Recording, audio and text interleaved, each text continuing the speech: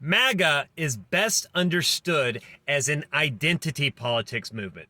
But why doesn't MAGA get seen as an identity politics movement or criticized for being one, like Democrats and liberals get criticized for being one? Well, the answer is simple. Their identity politics are white Christian male, which is seen as the default, at least in conservative American culture. So the average white person in America does not see white Christian male identity politics as a form of identity politics. They see it as the default.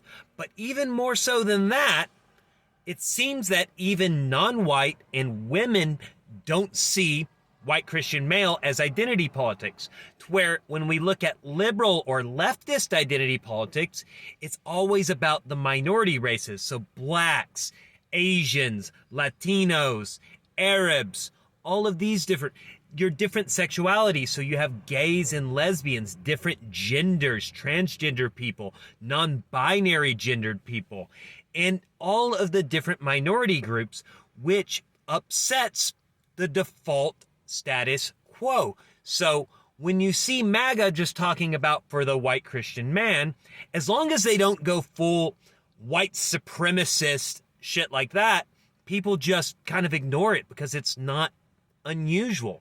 But when a Democrat or a liberal talks about black women or transgender people, people lose their shit and think they're just talking about identity politics, and they get upset about it. And here's the thing.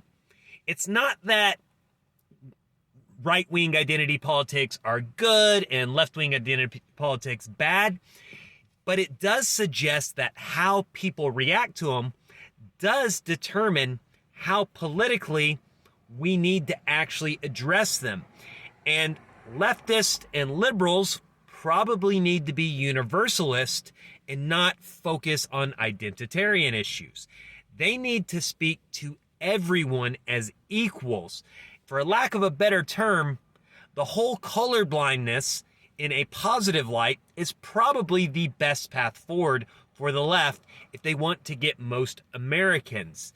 This doesn't mean ignoring racism. In fact, you can be universalist and colorblind and very anti-racist.